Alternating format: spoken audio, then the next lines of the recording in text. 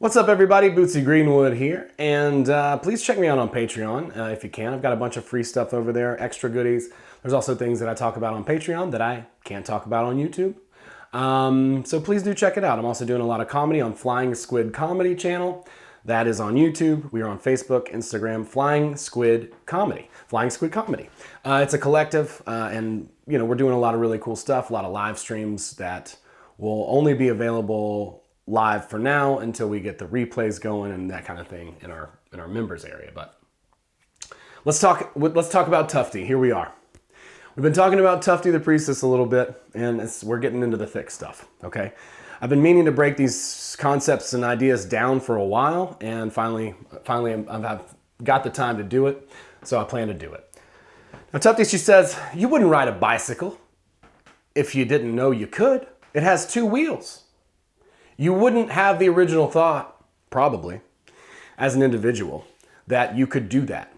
But guess what? So many people have done it before you. They've showed you that it's doable. Then you get on the bike, you ride the bike, you know now you can ride a bicycle. Well, that's her metaphor for reality creation or co-creation or manifestation or whatever we're talking about here, right? Some of the terms in the book are sort of esoteric, but it's really using the idea of a movie to express a metaphor for reality, right? As above, so below. It's no different. It's just like the Kybalion or any other book. It's just a different metaphor. And if film wasn't a metaphor for life, then we wouldn't be able to have film anyway, right? It is contained within the meta. Okay, so the script is what carries us along the film roll, okay? The script is our fate, basically, that we didn't choose, okay? Now, we can choose our fate within this, within our own ability, but this script is very powerful, okay? It's created by many causes and effects from many years. Everything that's ever happened has led up to now. So that is where we are. We find ourselves in this particular film roll stuck because of all the past things that have happened that have added up and accrued over time. So here we are. Most of us are going to find ourselves here and fight and try to get out of this present film roll that we're in right now. That doesn't work. We want to be present, right? Like we talked about. We use our plate and visualization to compose a future frame. Okay? So he talks a lot about how the script is kind of a harsh fate. It is. I think that's very apparent these days. Now, the film rolls are the timelines. That represents infinity. They're just stacked on top of one another. Each one. Now, we might be on this one, and this is the baseline, and we might have a desire. This represents infinity, the film roll archive, all of the information that's ever. All of the information that ever was, is, or will be exists within the film roll archive. Okay, so that's everything. So the film roll really represents our timeline, and then the script is the film. The film roll. It's a variation, and we'll get to this because it's a little bit complicated. All right, so. There are mannequins. We know people who are not self-aware. We see them in our dreams as dream mannequins. We see them in reality. And guess what? Sometimes we are them. When we know that we don't realize that we can ride our bicycle, that makes us a mannequin. It makes us unself-aware. Now, a movie hero doesn't know he's in a movie. That is the difference. Once we realize, I'm in the movie, at that point, I become self-aware, right? Now, I know I'm in this film roll and I have the self-awareness, the higher perspective, if you will. And that's what Tufty's really trying to pound into our heads, and we'll get to that. A word on the script, okay? There's something that Vadim talks a lot about. Well, he basically just mentions it in Transurfing, and it is called the pendulum network, okay? These are pendulums that over time, they're basically swinging this way, they're swinging that way, right? They're swinging this way as well. And basically what they do, right? What does a pendulum do? It's a polarizing thing. And the more we add energy to it, the higher it swings and the more powerful it becomes and the more polarizing it gets, right? Now this pendulum network is really what the script's made out of. And that's why we find ourselves in a very harsh, fate, without us doing anything, being proactive. If we're a mannequin, we're basically subject to the pendulum network. Now we know enough about pendulums to know. And what do they further do? They further alienate you. This way they swing and you choose this side or that side, and then they swing this way and that way. And then you choose this way or that way. And then they swing this way and that way. And then you choose. And then they swing this way and that way. And then you choose, okay? The script is the pendulum network that has been created over time and time by people's ideas. And it is a network of ideological information structures. It is very powerful, right? It is the deterministic part which makes up the script. Okay? It's the part that we have the least control over. We have the least amount of control over the script. There's the script, it's kind of like the skeleton, and it's sort of just guiding us through all of these realities, right? Now we're maybe on this film roll here, okay? And we want to get to this film roll. So how do we do that? Especially with this deterministic film roll that's so powerful and so strong that people have propped up over time, and it's become reality for us. Now, let's say we want to get to this spot right here, okay? That's where we want to be. We're here, we're on this film roll, okay, in the infinite archive. And again, there are infinite film rolls. All realities exist in the metaphysical world, okay? Now, here's where it gets a little bit interesting. Because this goes on forever and ever and ever and ever and ever. It's just infinite film rolls stacked. So in order to move, let's say we wanted to get here, we can't just jump to there, right? We've got a script to think about. We are limited by, and we also, have our own things to deal with. But we want to create a reality that's in this particular frame. Now, in order to do that, first and foremost, we want to make sure that we are in the center of our awareness, okay? Because if we're in the inner awareness, we're being lived. If we're in the outer awareness, we're being lived.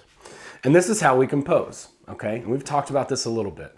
But in the present moment, we exist. We become present. We see ourselves. We see reality. We know that we're here and we're living and being in the now.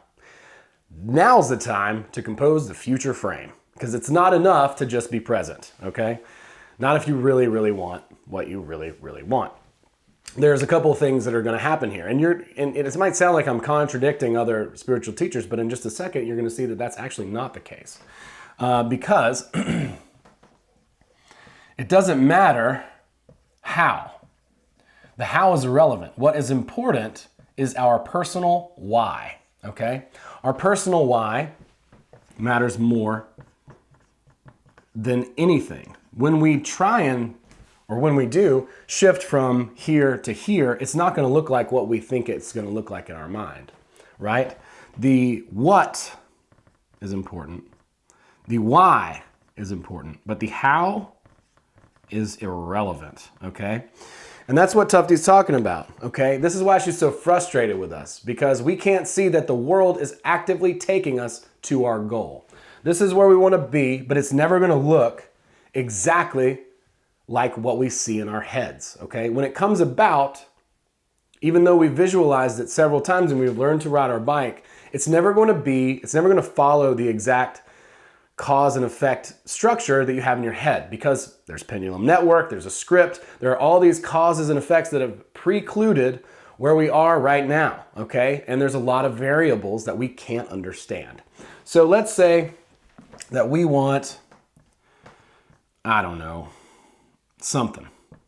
Let's go with something basic. Let's go with money, okay? I hope you want something more than money, but we all need money, so this is not a bad example. So we want money and we're going in and we have a meeting with our boss, and our boss says,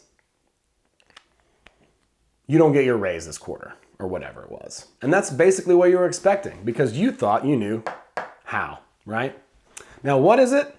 Money. Why?